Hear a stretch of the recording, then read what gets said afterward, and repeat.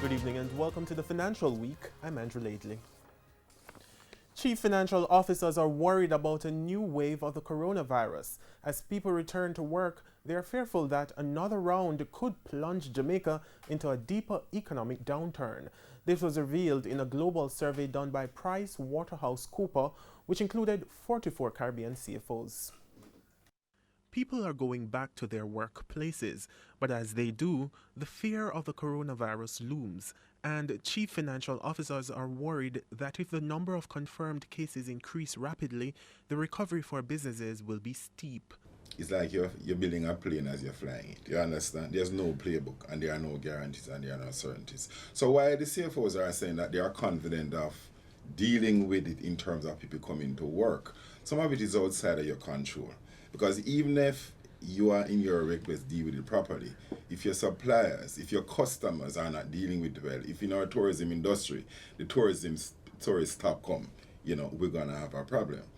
So, we are just, hopeful and trying to be positive.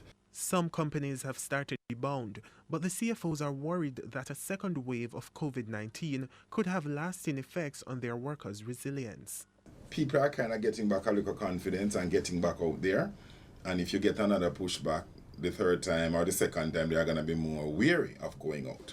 So I think that's why the fear of this. Because confidence in an economy is a big thing. People not confident, not much will happen. The survey also showed that more job cuts may be on the horizon, with 34% of the CFOs saying they expect a change in staffing due to the low or slow demand. Let's not fool ourselves.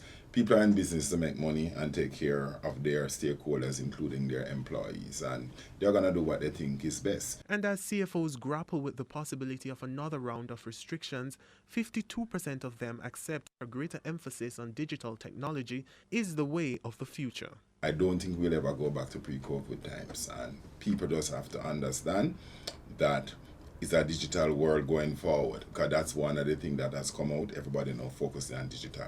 Because if you can't make people work from home, if you can't deliver your service in some form of electronic, you're going to be behind the time. The Office of Utilities Regulation, OUR, has directed telecommunications providers Flow and Digicel to give clearer information about their offerings and packages to customers. This follows an investigation by the OUR after increased complaints from Flow and Digicel customers about unexpectedly high bills for postpaid subscribers and rapid credit depletion in the cases of prepaid subscribers. In a media release this morning, the OUR said it has determined that, as a general rule, information provided to customers about packages and services should include any limitation that may apply in the use of the service. To currency trading now, it ended today with the US dollar selling for $139.99. The Canadian dollar $106.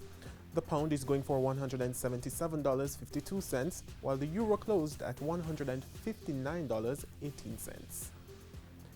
The JSE index gained 912 points today, while the junior market index lost 30 points.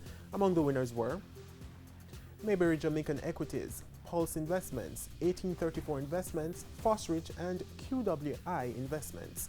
Now on the losing side were Elite Diagnostic, Deramon Trading, Knoxford Express Services, Portland JSX, and Cargo Handlers. And that's the Financial Week. I'm Andrew Laidley. Good evening.